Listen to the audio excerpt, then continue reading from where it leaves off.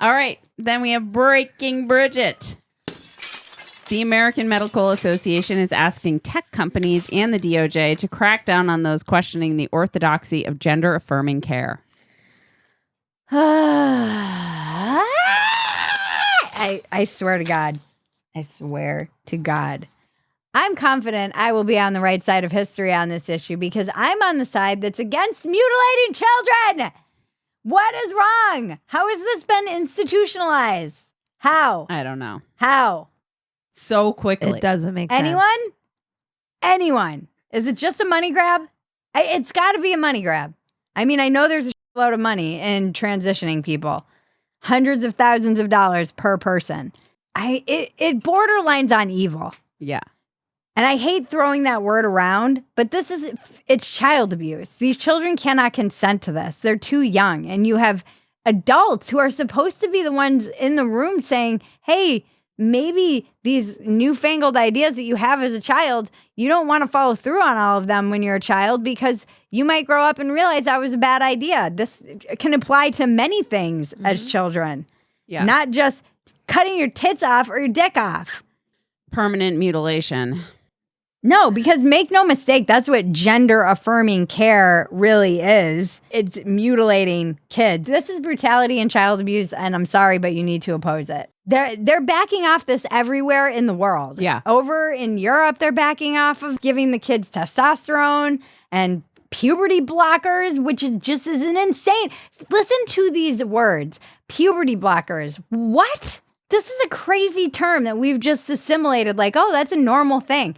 This has so many effects. The FDA had to slap a warning on puberty blockers that brain swelling is one of the warnings. They don't know what these things, they haven't had any time to test the long-term effects of puberty blockers on children. This is a brand new thing that they're doing. Yeah. And you're just going to give your kids these because it is like a cult. They're basically like, oh, do this or your kid will kill themselves. So they scare all these parents into all of these medical gender-affirming care procedures that are not tested. As Andrew Sullivan said on Twitter, evidence-based gender-affirming care equals experimental off-label sex change drugs not FDA approved for children with natural puberty. That's what we're talking about here. Yeah. And basically, you're criminalizing, again, we're seeing the criminalization of dissent. So you're criminalizing anyone who opposes this.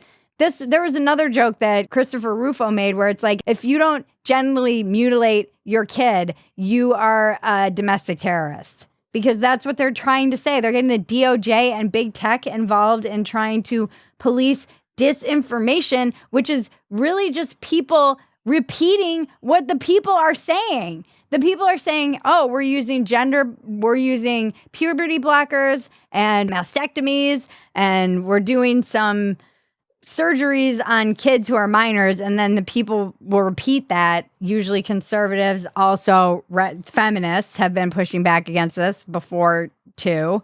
And they'll be saying, oh, so you're using puberty blockers and you're doing surgeries and you're cutting off, young children's boobs. And they're like, this is disinformation. It's fucking crazy. It's absolutely insane. It's crazy.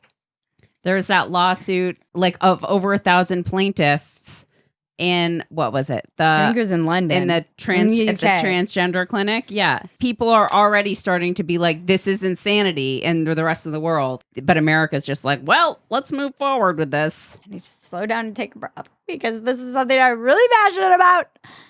Especially having a child, too. I'm like, keep your psychopath, psychotherapists, and teachers and everybody who's for this away from my kid with your weird ideology and your cult-like behavior, and start asking yourself what excuses you're going to give for why you are supporting mutilation of children. Blair White's always saying this online. Blair White, a trans woman, is saying, start asking yourself what you're going to tell people if you're someone who's supporting this. If your ideas are so great about gender-affirming care, if they hold up to scrutiny, why do you need to violate people's First Amendment rights in order to prove them of their greatness? They should be able to be debated and in the public square. And you're removing anyone's ability to do that. If the DOJ and big tech is going to censor you for saying, hey, maybe we should pump the brakes on this clearly insane child abuse. Yeah. I mean, if big tech I'm going to lose my mind. Yeah. I mean, I get nervous even saying this on YouTube. Yeah. Because they'll be like, oh, actually, big tech is going to disinformation. Censor us. Yeah. It's fucking dark times when dissent is disinformation. And everybody knows this. And greed and irrationality and ideology are insanely powerful forces to combat. And you need to speak up and push back and take risks. If those freaking teenage girls in Iran can face bullets, you can face whatever you're going to have to face to push back against this nonsense, which is abjectly nonsense, but more importantly, destructive to your children. It's child abuse. You can face being called a transphobe for questioning it, even for asking questions about. All of our institutions have been captured. All of them. It's crazy. Yeah. This is the American Medical Association. Oh, I wonder why people don't take any of the institutions seriously anymore. And since you've lost all your credibility, now you just have to censor everyone who disagrees with you and act like you're not just unethically pushing through things that are not tested or that people have pushed back on or that there's no science supporting whatsoever. It's with a generation of kids. Yeah, no, I hope they all sue. But there's talk about like a body count. And lives ruined. Yeah. There's no evidence that the kids get better if they go through these transitions. And now you're signing them up for a lifetime of no orgasms. They're sterilized. They have to constantly be on medications and be getting surgeries for the rest of their life. Like, this is fucking insane. This is insane. This is insane. It's insane that it's been captured. And I have to believe that it's money. And they're children. Yeah. Kids. They're children. Imagine growing up and being like, why the did you let me cut off my boobs when I was 12 years old, Mom? You absolutely narcissistic psychopath who just wanted attention on Instagram. Right. Well, it's like the organization behind it is money. Then there's scared parents, but it's people who are just swept along in the ideology of like, oh, we support but like, you can't say anything. You can't say that. Like, it's just, they haven't even examined what they're talking about in reality. And then there's scared parents being told by doctors that they have to do this for their children's own good. Right. No. Save your kids. Save the children. I was so uncomfortable at 12. I wanted to be a boy, actually. Yeah. If you really asked me what I wanted to be, I did not want to be a girl. I wanted to be a boy. It looked like they had more fun. I was moving a lot. They tended to be more accepting. They worked their shit out just by punching each other instead of talking shit and being catty and ruining lives.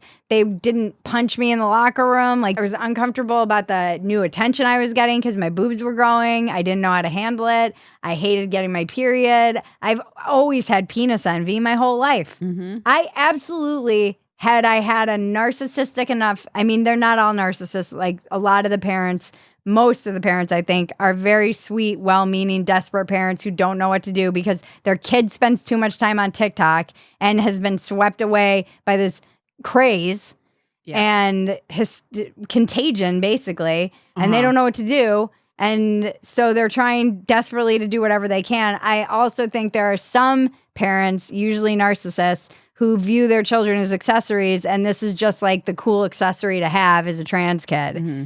And I absolutely would have been targeted for this. Yeah. I was lost. I felt uncomfortable. Because it is. It's like kids are like, oh, I'm uncomfortable in my body, which is normal during puberty. It's called adolescence. And then they're like, I must be a boy changes. or I must be a girl. Like, I must not be in the right body.